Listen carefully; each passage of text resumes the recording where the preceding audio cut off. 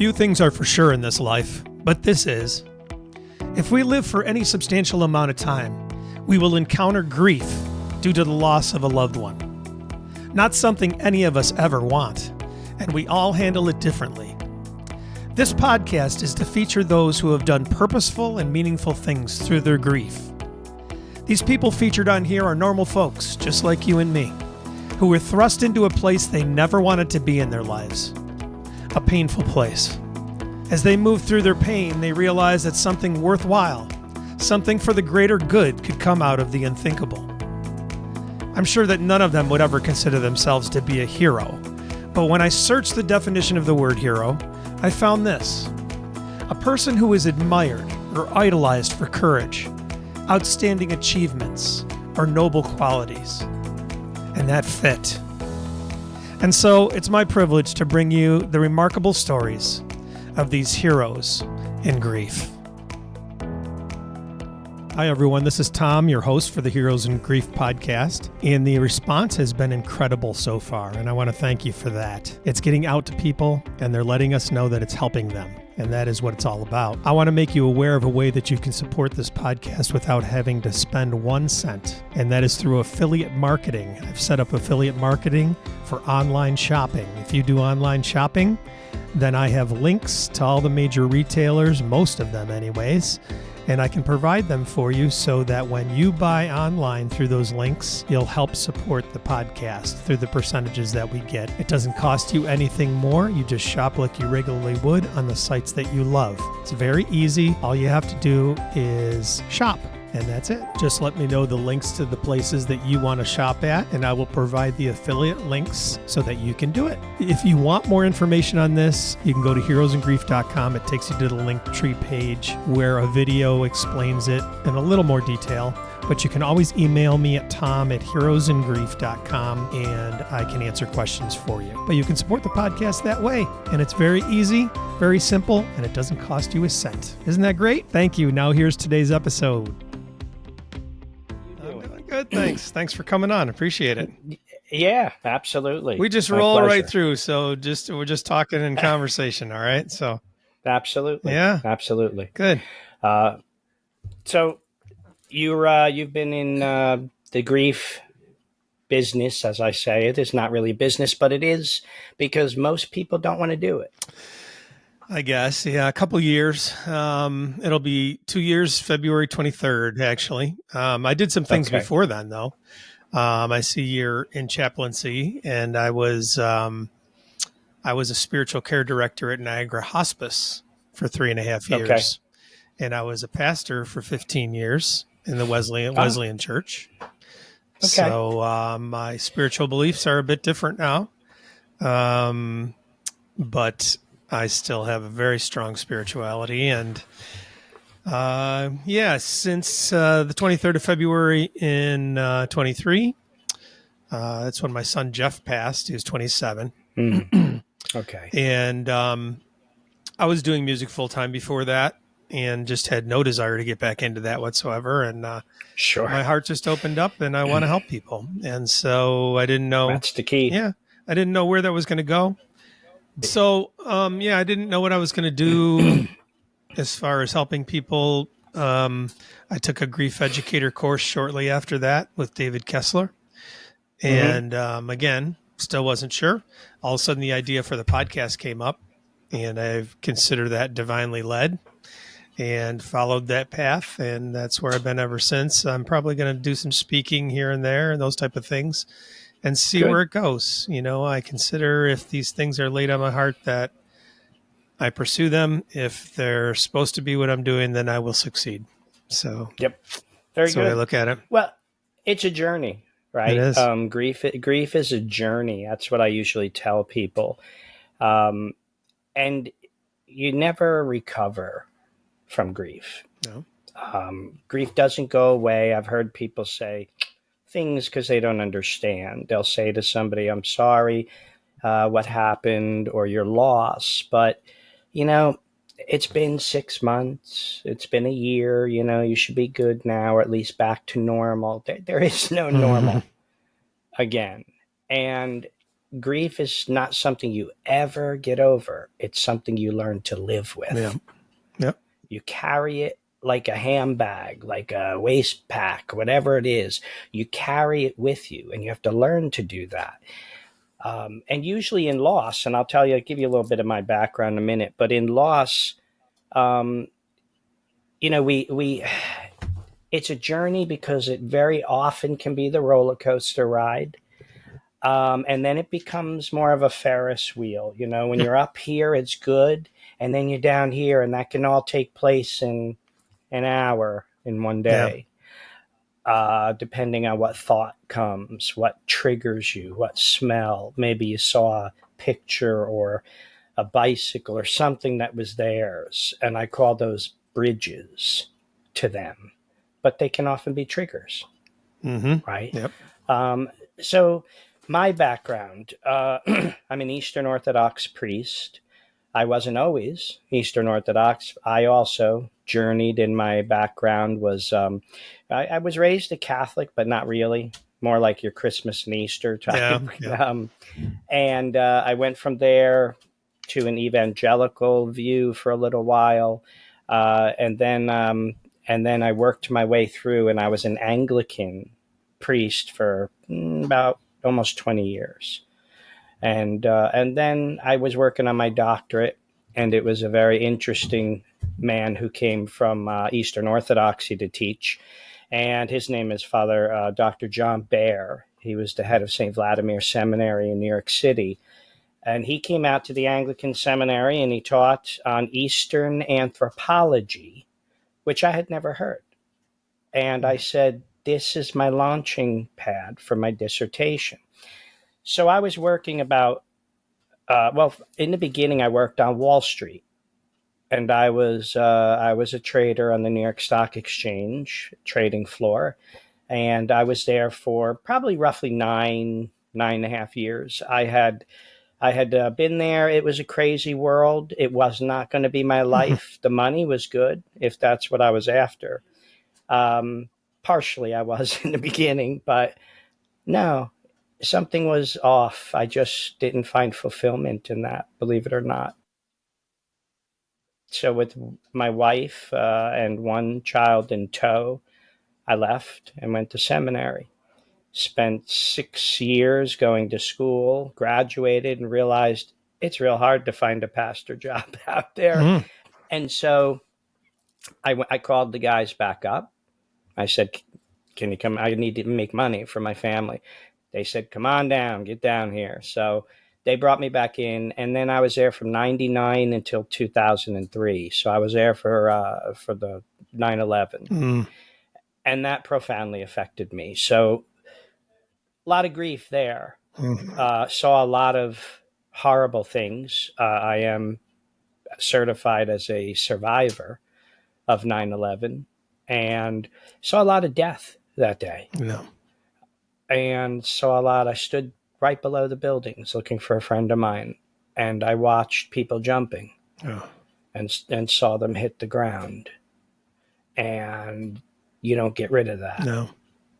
And there were times afterwards, interestingly, how God works. We went down towards Water Street, and I got, and then we heard people screaming and saw this cloud wall coming down the street. So we ran down to the pier, and there was this chain link fence next to me, and all these people, we were crowded, grown men crying, women crying, everybody. And I'm sitting there trying to get onto this ferry that I think was going to Weehawken. I look on the other side of the fence, and there's another ferry there, and nobody's there because of the chain link fence. So me being a crazy Irishman, I climbed the fence, straddled it, and started pulling guys over. My guys, to get them home. And they climbed, and then everybody saw me doing that. Everybody started to climb and got over there. And we got on that ferry. Well, I'm going to fast forward the story 10 years later. I'm working as the vice president of chaplaincy at a retirement community in Basking Ridge, New Jersey. I don't talk about 9/11 at that time. I didn't watch anything on it. I was still trying to cope with what I went through. And I'm sitting there, and it was the 10-year anniversary, and the ministers and pastors in the town invited me to a luncheon because they wanted to do some ecumenical gathering to show respect for those who had died in the area. And they asked me to come, and I said, no, I don't do that. Nope, not going. Last minute, I decided I'm going to go.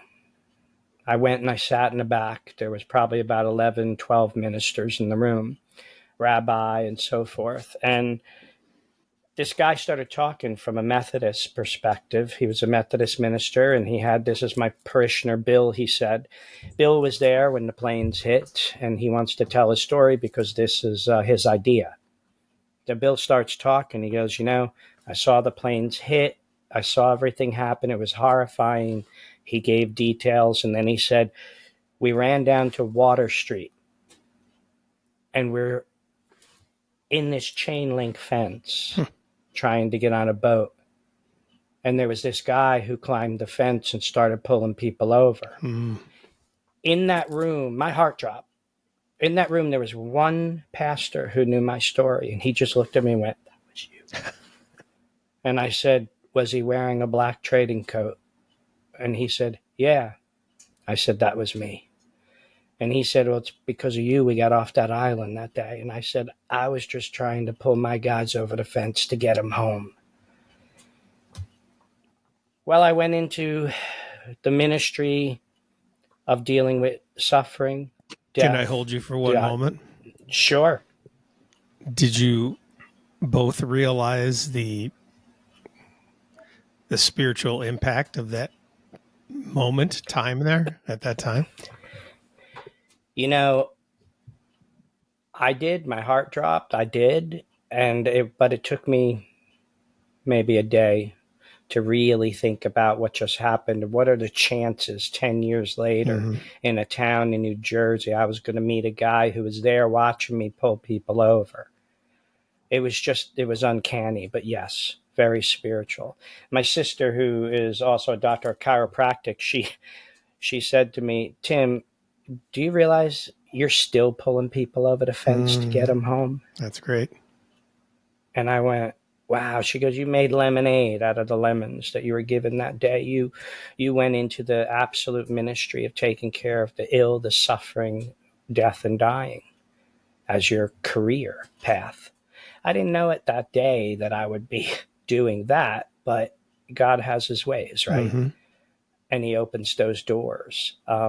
So that started me off a long time. I went to school earning my Bachelors and Masters and Doctorate, and it was all in pastoral theology and counseling. And a lot of it was thanatology, death and dying, and how to take care of people. But I have to tell you, and I even wrote about it in my dissertation called Ministering to the Imago Dei, the image of God. And how do we do that? Sometimes I would view different ministers come in, and some they'd come in, visit somebody, say a few jokes, ask how they're doing, quick prayer, and leave. And then there'd be others who'd come in, maybe the more liturgical, and they might anoint them with oil and pray over them and that type of stuff. So I said, they're both necessary, but they're irreducible, and they need to be in unity together. We need to take care of the physical and the spiritual. And in my research with the 5th century fathers of the church, the Cappadocian fathers in the Middle East, St. Basil the Great built Zenones, the first hospitals, basically, hospices. And you know what they put in those first hospitals? They put chapels. You see those today? Anywhere? And not only that, but the priest would go with the doctor to visit each patient because they were taking care of the spiritual and the physical. Yes. Which I thought was a wonderful idea, but we've become a lot different in our day and age. But at least we still have chaplains, and at least we still have some semblance of spiritual that's available to people. But I learned a lot through that, and I learned a lot through the people I interacted with, what to say, what not to say, and a lot of what you see people go through. I learned Kubler-Ross and her views. Yeah, but I wrote a paper against her. Not as a bad person, but her theory. It's not linear. No, it's not. And yeah, and like there were people who didn't go through the anger stage. They totally skipped that stage, and they're in another one. So Kubler-Ross is good for what she offers for us to think about, but it's not linear. No. It can be totally different with some people. So ministering to people takes on an individual context. So when I see people, there's a whole lot of factors that come into it, but suffering is the same. Mm-hmm. I thought when you talked about the liturgical things that I've realized now, and I used to do that because I worked at hospice as well, and even in ministry, and now I look at it so differently as far as, and I just was speaking on another podcast about this, the peer-to-peer situation and being a person with somebody. Yeah. And I found it many times a lot more meaningful, a lot more deep to just be present with them and to enter into where they are, to the degree that you can. And so when you're peer-to-peer, and I've taken grief educator course fostering that, and because of my grief background, my grieving background, that you enter in a different level with them than being something kind of, I don't know, a figurehead for them or something, as they always would look at the spiritual care person or whatever. I would never want to be that anymore. I wouldn't want to be that, this title of something, because then they're expecting something that society has brought on or whatever. And that's not what it's about at all. It's getting in there in the muck and the mire with them, or just being present with them and entering into where they're at. Yeah, I would agree. So my ministry used a Latin expression. It was called cor ad cor loquitur. Heart speaks to heart. So there were times, and I wrote in my dissertation, that there's the importance of the ministry of presence, not verbiage. You don't have to say anything. In the book of Job, when he first was suffering, his friends came, and it says they sat with him for a week and said nothing. That was probably the best part of the book for them. After that, God yelled at them for all the stupid things they were saying to him. And yet the best part was what they first did. So I learned, an example was, there was a gentleman, I'll call him Paul. He had stomach cancer, and he was sitting on the edge of his bed when I went in to visit him, and he's kind of rocking back and forth like this. And I looked in and I said, Paul, how we doing? And he looked at me and goes, not good. I'm in a lot of pain. I sat down next to him on the bed, and I put my arm around him, and I said, we just want to finish well, Paul. And he just kept rocking. He stopped. He looked at me and goes, yeah, I want to finish well. And then I rocked with him like this, maybe a half hour, said not another word. And that helped him. And then he asked me if I could help him lay him down and lift his feet up and put it in, which I did. And he went to sleep. He died not long after that. And I had previous conversations with him, but just being there and holding him was good enough. And I used to train chaplains in this ministry. A lot of people are scared. They're scared of being with people suffering, or people who have had loss, because after the initial, I'm so sorry for your loss, and I'm sorry, and they don't know what else to say. You can only say that how many times, right? And then you notice they kind of pull back because they're afraid. They're uncomfortable. They don't know what else to say to you. And people are on quite the journey when they have a loss. But I often find that, that we have these ministries, the ministry of presence I had to learn about to be with them. And heart, speaking to heart is huge. So as you were saying, it's not just something I learn in a book, right? We can learn things in a book, but experience and the loss, I think of C.S. Lewis in his book on pain. He opens it up with, "Nobody ever told me." Hmm. Wow. Because writing about pain is a lot different than experiencing it. Mm-hmm. Yeah. And, we can write about loss, we can teach it, we can do all this stuff, but when you experience, it's a whole new world. Yeah. Your world is inverted, everything turns upside down. So I started to talk to people and teach them, who are you now? Because you're not the same. Yeah. You've just changed forever. I've learned too that there's actual physiological things that are happening Yeah. in grieving, in a dying person, obviously. Mm-hmm. And David Kessler, I took certified grief educator course from him. Interesting you mentioned Mm-hmm. him or mentioned Kubler-Ross, because he actually wrote some books with her. But Mm-hmm. he stresses that the stages are not linear. So, Right. but anyways, he used to always say, I was in a online grief group of his early on after my son passed, and I was dedicated to that. It was, I just needed to be there. And he used to always say, we see your grief. We're witnessing your grief. We witness it. And for a while, it didn't strike me what that really meant.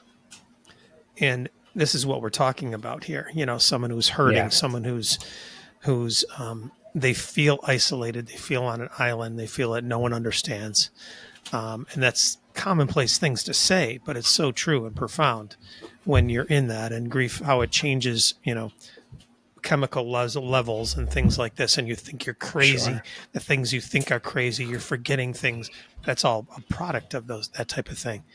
And, Yeah. and to come alongside somebody and just say, it's okay. I understand. And I can be here with you in that. It's okay. You're not crazy. You're not all these different things, and just being present without saying, like you said, a whole lot. It's just acknowledging Mm-hmm. those things in them, Yeah. I call it the ministry of presence. Then there's the ministry of touch. Yeah, I don't care who you are. We're human beings, heart speaking to heart, right? You're a conduit for his grace, or however you want to view it. But I will tell you this much. When there's somebody grieving and sitting there, if I go and stand next to them and just put my hand on their shoulder, inside of them, they feel that, because my heart's contacted theirs. That's all they needed, was to know they're not alone. Yeah. The biggest fear we have when we lose somebody is the loneliness.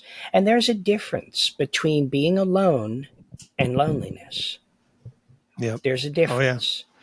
You can be lonely in the midst of a crowd Yes. of people. Okay. So up here, you had mentioned something I totally agree with. Everybody thinks they're crazy. Many people do after they have a loss, because you're in this, what I call the grief fog. Yep. For the first, sometimes 6 months, could even be a year with people, but for at least the initial period, you're in a fog. Is it real? Did they really go? Did this really happen? Are they gone? And then you think you hear them clearing their throat, or a noise, and you think it's them. Or out of the corner of your eye, you might see them in the chair that you used to see them on, or something. You're not crazy. That's the brain's way of filling in what you used to know about them. You used to see them in those places. It's kind of the brain's still adjusting to them being gone. Okay. And that's very hard. Now, of course, as a person of faith, I know they're not gone, but they're not physically here anymore. And that's what we miss, right? And we miss, what people wouldn't give for just one more hug. Yeah. And Just give me. and they're fearful. The people are Yeah. fearful. You're scared. Yep. Downright. That's what it really comes down to. You're scared. I had no idea. I mean, my brain wasn't even processing things. That's right. I was just existing there. And in the early stages, and that's commonplace with people. They're just, it blows your world apart so much that you're trying to sort that out and re-identify all of that and everything. It's a very scary place to be. So as you mentioned, that touch, just it's comforting. It's comforting. It might not change them. They could be sit there whimpering and crying, and it doesn't change that. But that touch is felt, and it's there. Yes, it is. That's powerful. It's human, and it is powerful. Again, I called it the sacrament of touch, because ultimately we need that. Sometimes you don't come over to me and say I'm sorry and all that, or do you need anything? Yeah, I need everything. Or are you okay? No. I remember a gentleman say to me, he left his he was out cleaning his pool, and he left the gate that surrounded the pool just open this much so he could quick run to his garage and grab something. And his 4-year-old opened the sliding door and went out there. And when he came back from the garage to the pool, he was floating in the pool. In the funeral parlor line, the gentleman in front of me went up to him and said, "Are you okay?" And he was honest. He said, "No. And I will never be okay again." Mm-hmm. Yeah. And it shocked the guy, but I looked at it and said, that's an honest statement. Yep. You're never the same. No, and I've said to people, if you're going to ask a grieving person, and if you're meaning it, how they are, be ready for the answer, and be ready to lovingly and compassionately receive that answer. Yeah. Instead of the surface things that we do all the time, Mm-hmm. Initially, I was in the music scene here in Western New York, so I have a lot of people who I know from when I was playing, and they know me from that, and so I'd see them out afterwards. And I finally learned, that you have your grief people and you have everybody else. That's right. So, hello, friends. I just wanted to take a brief break here in the podcast to make you aware of a very exciting partnership that Heroes in Grief has just formed, and that is with Get Griefy Magazine. I'm going to let their founder and editor-in-chief, Kara Sanchez, tell you all about it. Hey, Heroes in Grief listeners. Life after loss isn't easy, but it can be colorful and full of possibilities.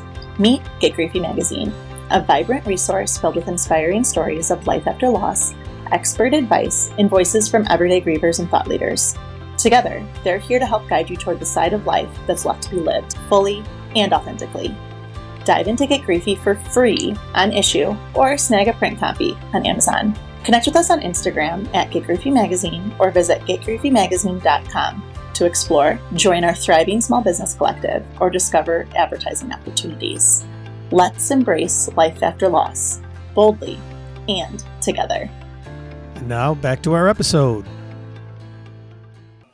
I'm a talker. I like to talk. I like to talk to people and connect with people.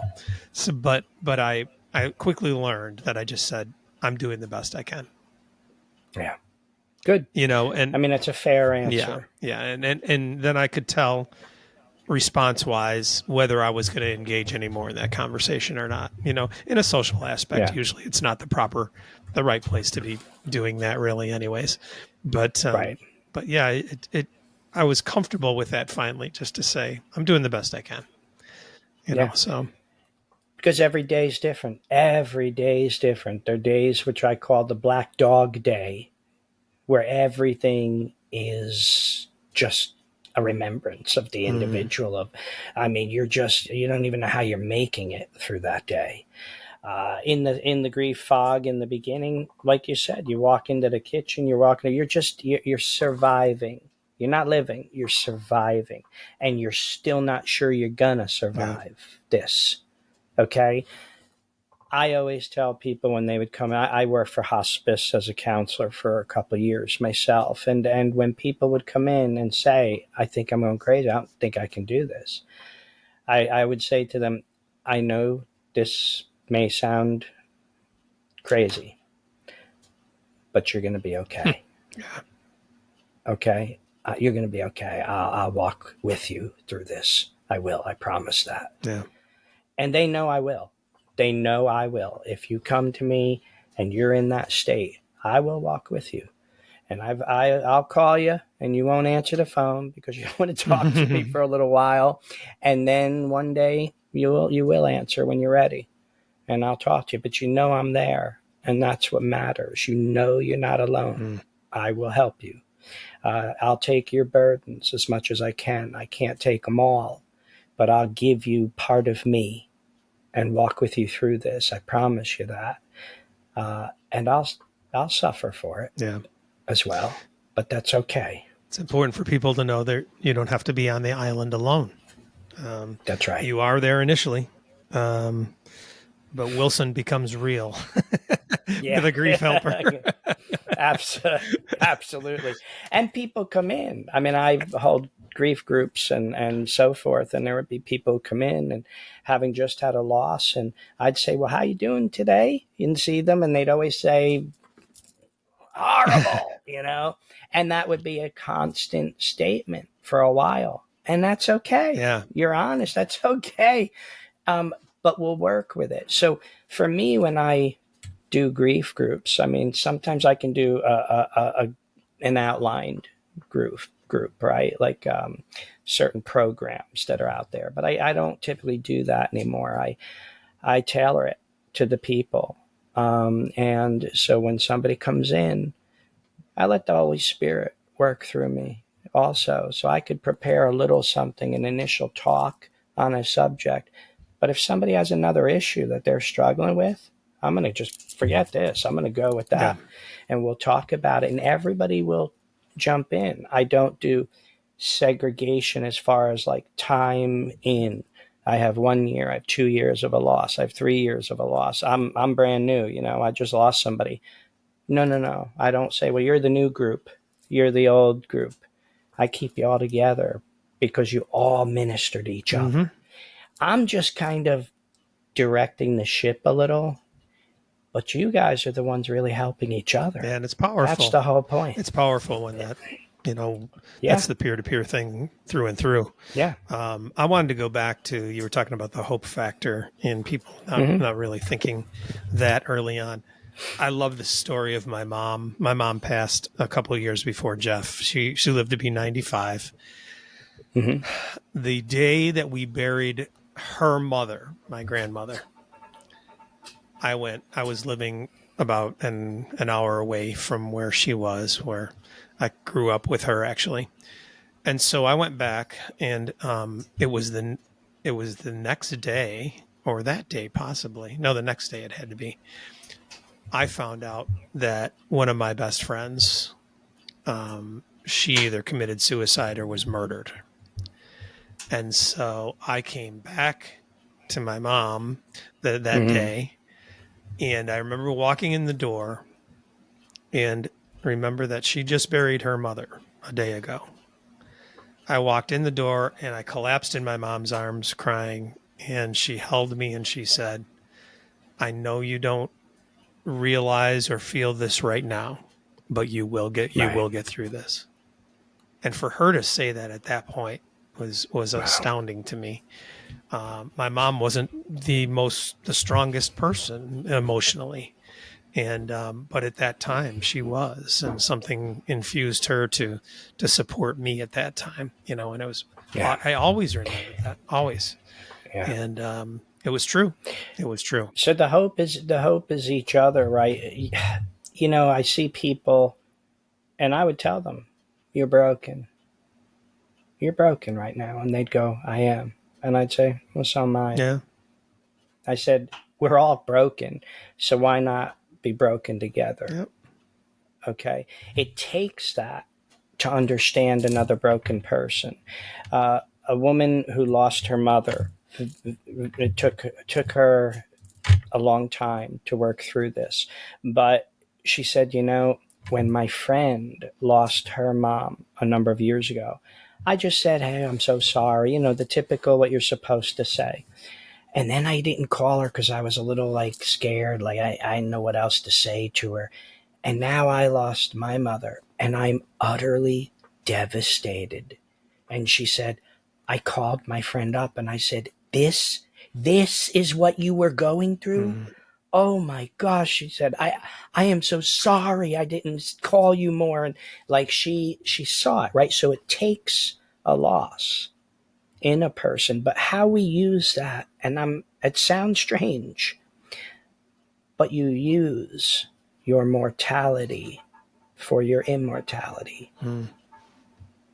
You can use your grief instead of the grief, which in the beginning is the train that drives you up and down all over the place. And eventually what I would do is give people tools for their toolbox to help gain control of that train eventually. Yeah.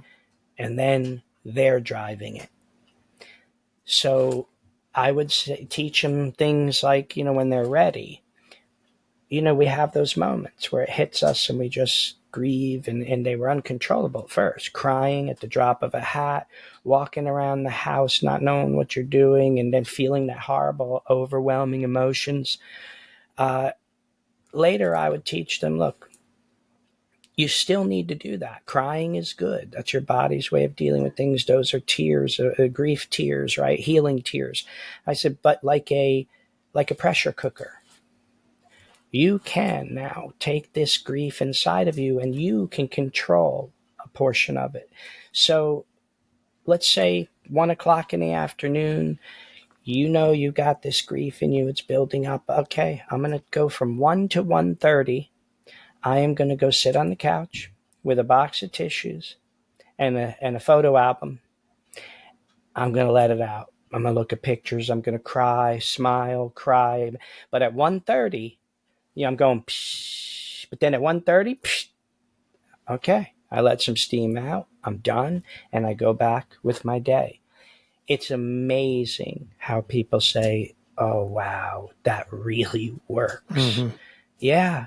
Because now you're going to drive the train, right? It's not going to hit you unexpectedly, but you're still going to let it out. You're not going to keep it in. You're not going to hold it in, but you're going to choose the time, the place, and how you're going to let that out. And then when you're done, you stop, you get up, and you go back and do what you need to do in your life, whatever it is, work or whatever. And you can do that a few times a day, but you set a time to do it. That is great because, the menial tasks of life, work, whatever, that's absurd when you're in your early grief. You're like, why? Yeah. I don't care anything about that. You simply don't. And you see no purpose or meaning for it whatsoever. And you need to start acclimating back into our real existence here that we have, which some of it is pretty stupid and pretty meaningless, but right. The things that we do and that we have to do as a human being, I guess. So, but yeah, one little step, one little section of that at a time. And that's why it's so absurd that they give us 5 days off and expect us to come back to work normally and all these things. And it's absurd, but not happening. I know. And I'm a big advocate for trying to get into workplaces and things like that to try to normalize the grief conversation and help it. But yeah, it's really crazy to think that people are going to function on any sense of normalcy that quickly. Sure. Yeah. Well, the pressure cooker way of doing it, I call it, right? That way of doing it works. It works, and it allows you a semblance of control because let's face it, in grief, you feel no control. No control over your emotions, your life, nothing. Yeah. And this, in time, will give you a measure of control. And you still might trigger on and off in the beginning apart from that. But when you know that there's a set time and a place that you're going to allow yourself to let it all out, cry uncontrollably, lay on the floor kicking, I don't care what it is, get it out, okay? Let it out. And when you do that and then you say, okay, done for today, or I'm done right here, that was it. You and I know a good cry, you feel a little bit better after. You always do. Yeah, and that's your Same. first example of control right there. You're Yep. controlling the uncontrollable, Yeah, absolutely. which is Absolutely. great. It really is. And it's interesting because everything does change. Like you were mentioning how people lose interest in everything. Well, of course you do, because you're different now. I'm talking with a young woman whose older sister, 31, died of cancer, and she's 25. She goes, now I get aches and pains all the time, and I think I have it like my sister did. It was such a shocking, traumatic event for her to watch her sister being healthy one minute and then die in a very short period of time right after that. And she said to me, when I was talking to her, she said, is it strange that I talk to my friends now? They're still interested in the latest fashions and all this. She goes, I don't care for any of that anymore. She goes, none of that matters to me. The makeup, the clothes, the going to this club, I don't care for any of it. She goes, nothing interests me in that. I said, well, because you're different. Yeah. You are a different person. So I developed this class called Who Am I Now? And, so we have to find, and people, it's hard for them to conceptualize that they're different, that they've changed fully. They're feeling it, but they don't know. And I let them know. So that course is something that people need to understand, that you are a different person now. It's like in a marriage too, right? And there's different grief for different losses. The loss of a child is one grief. Then there's a loss of a spouse, whole different grief. There's sudden losses and prolonged losses. Somebody wasting away from illness, or somebody who just died right away from a heart attack, okay, also have a profoundly different effect on people in grief. I know traditionally as a Christian that historically in the church, a sudden death was not viewed as a blessing. I find it interesting today. People are like, oh, at least they didn't suffer, and it was never looked at as a blessing because you couldn't say goodbye. You never got to put things in order. You never got to, that wasn't looked at as a blessing. Nobody wants to suffer, but suffering isn't for nothing. In other words, if I have to suffer, Lord, teach me to suffer well. Teach me to suffer well, and use your mortality for your immortality. We can do that. Yeah. We can. The that process of accepting the things that really don't have much interest to us anymore. I'm growing in the fact that my desire to help people and love people differently now.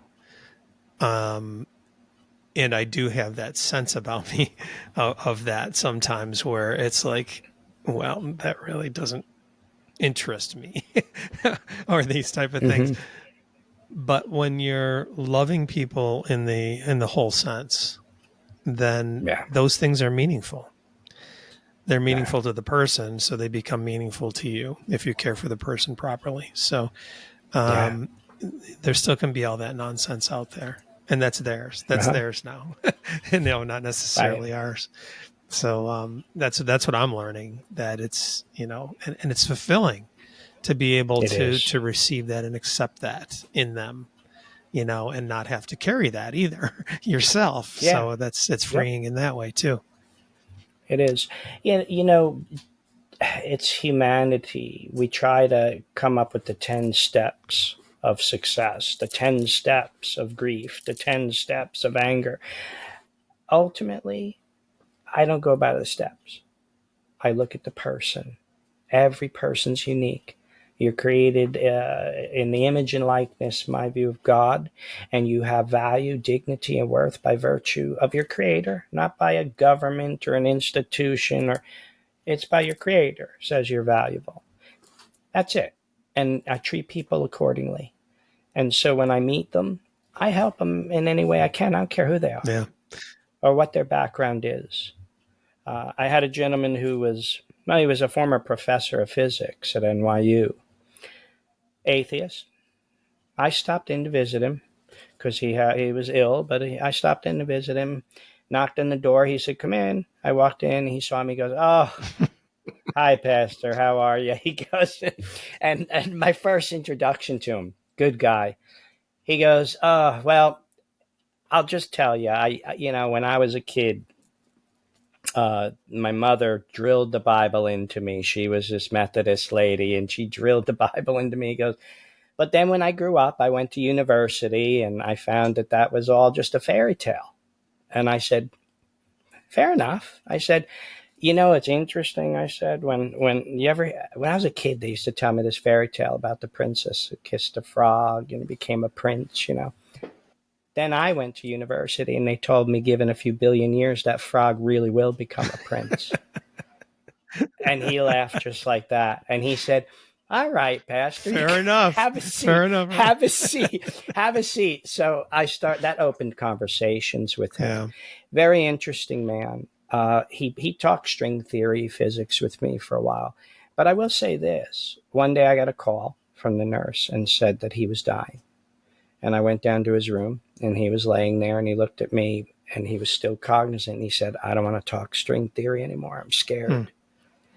I said, "Would you like me to pray with you?" And he said, "Yeah." And I did. And I said, "Would you like me to read scripture?" So I read, and he said, "Yes." I read the Psalms. And interestingly enough, as I'm just reading the Psalms, I'm looking down and I look over the book and I see him, eyes closed, mouthing every word because his mother drilled it into him when he was a kid. He was mouthing every word that I said. That was pretty profound. That actually impacted me. Yeah. And I saw a man who was an extremely intelligent man. But there's nothing like death to equalize everything. Yeah. To stop us in our tracks. That's a great example. I'm part of a couple of Facebook groups, of grief educators and things, and somebody posted this, one of the graphics or whatever, but it just was text really. And I'm paraphrasing, but it was something to the effect that when I am working with a grieving person, there is no curriculum. They create the curriculum, or whatever they need is the curriculum, basically, is what the essence of it was, what their needs are, not what we're bringing to the table. That doesn't work that way. Correct. Throw that out the window. I mean, we can educate, right? We can, and I would typically give about 5-10 minutes of a talk, maybe on a subject, like who we are now or the grief fog or something. It was a particularly foggy day once in my class, and I chose that day to talk about grief fog, which was interesting. But things like that, right? So you teach a little bit of it and then see where people are. Yeah. People will talk. Eventually they begin to share. Usually they're quiet, if they even come to the group at all. But if they do walk in that door, something brought them there, because I know everything inside of them probably didn't want to come. And yet they did walk in that door. And I tell them that took a lot of courage for you to do that. Yeah. And the things we gain educationally are steering tools, Correct. Just to place in, okay, well, you're going that way. Okay, well, here's a little bit about that, or something I heard about that. And I always try to approach it that way too, where it's not an educational thing. It's not whatever. It's just like, I'll always say, this is something I heard, and leave it for consideration, maybe, because you see examples, and that's a large part of what I hope the podcast becomes here and everything, is that, and that's what I learned from people's stories. It didn't matter if it was, none of them are the same grief situation as yours, but there's always elements that you can take out of there. And that's the type of thing that happens when you're helping someone too, is, their situation identifies with something that or something that you can encourage them with. And that's, just to bring them a little peace in that situation somehow. Yeah. And it's usually the best teacher in those groups is the person who has lost somebody. You have to have suffered a loss in order to heart speaking to heart, right? You understand on a different level, not here. It's what I call traveling the highway, from the head to the heart, from the cognitive to the cardial. It has to be there. I can give you the head knowledge, but that's not going to help you. Sometimes you just need a heart to understand where you're at. And so I tell people we got to travel the highway when you're helping people who are in grief, and learn how to do that. And especially, like, I'll give you an example. My boss, who I worked for on the trading floor in New York, he was never right after 9/11. And in 2020, right around when the pandemic first hit, he killed himself. He was a good friend of mine. I got a call from his son, and he said, Dad just shot himself, went in the backyard, set up a pup tent upstate New York, and put a shotgun in his chest and killed himself. So they wanted me to bury him, which I did. My boss never thought I would have to do that. And I actually was surprised how that affected me. I mean, of course I was sad, but it still has affected me. I knew him well. He helped me out when I was young. He helped a lot of people out, and he just couldn't do it. It made it a little worse when his son said to me that for 2 days before he did that, he was calling my name. So now I'm, here's the thing. In grief, you start to think of the shoulda, woulda, couldas. Right. The shoulda, woulda, coulda. If I did this, or if I'd done that, maybe I should have called him, or, you can't live there. Life, L-I-F-E. You need to live life. The middle word in life is if. If I had only done that, if they weren't gone, if they didn't die, if.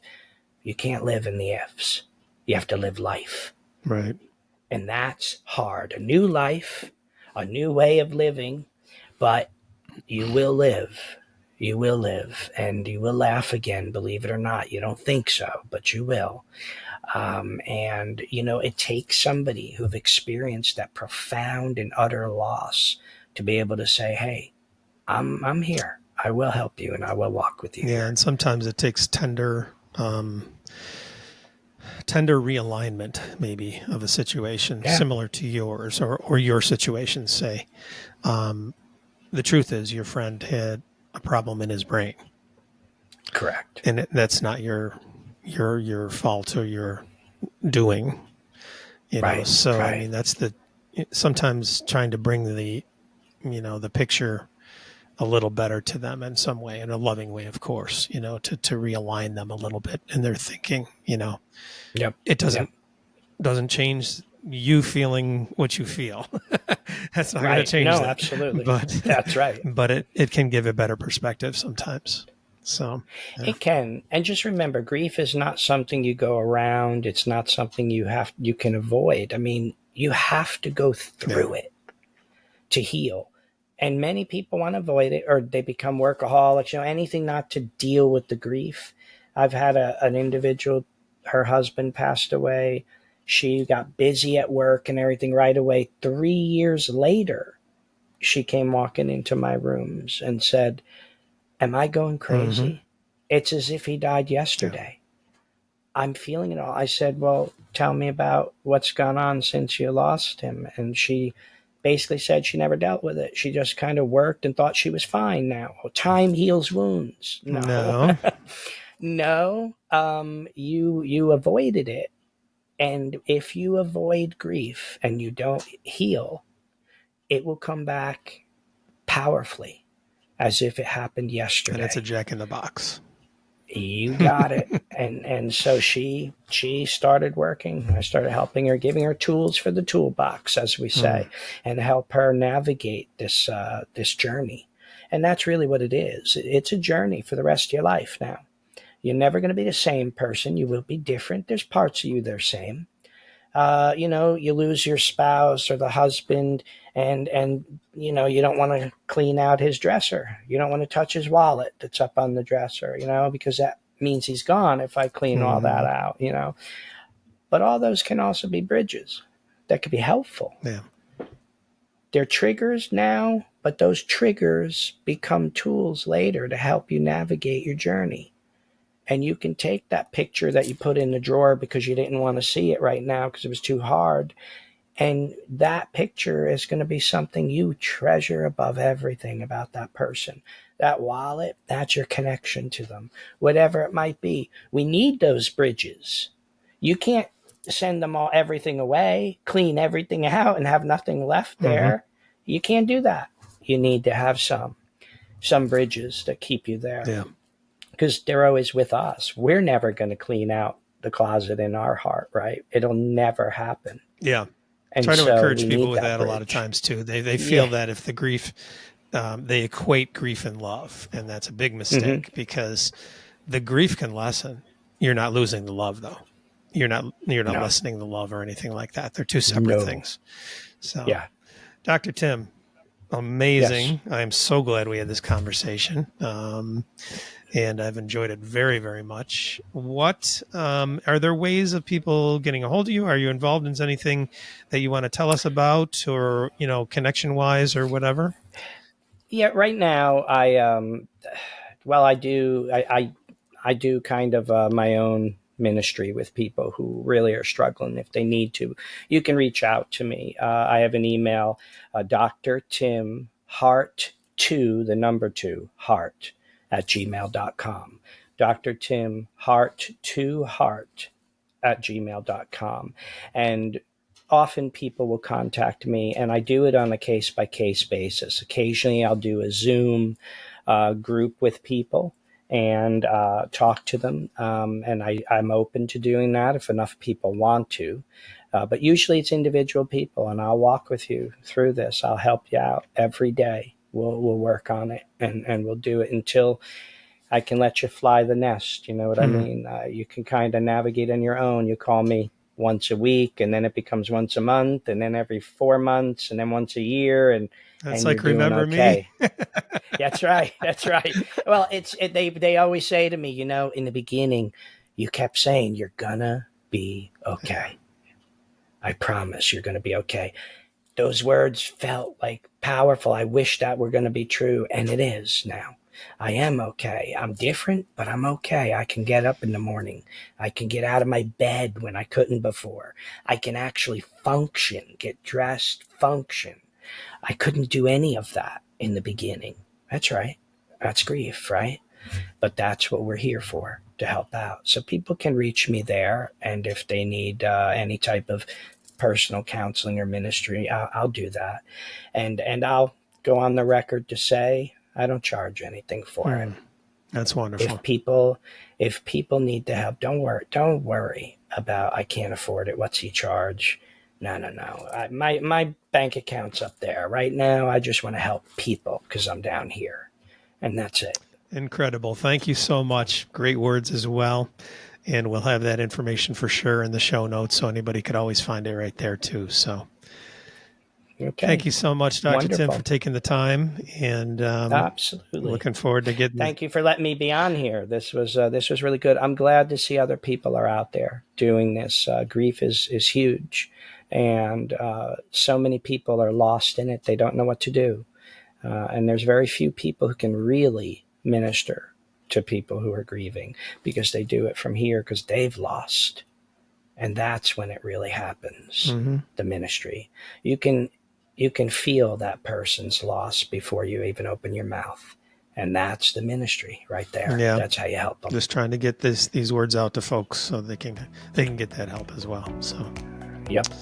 Absolutely. All right. Thanks. And we will see you soon out there, I'm sure.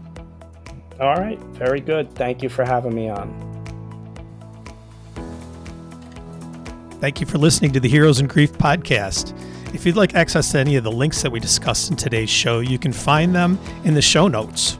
There's also a link there to support the podcast if you care to. And there is an email link for me there. I'd love to hear from you and your ideas about the show or what you thought about the show. You really can help out this podcast to get to more people if you subscribe, rate, or review it in whichever way your platform provides. Each week, Heroes in Grief is released on Sunday, so look for new episodes there. Thank you again for listening to Heroes in Grief.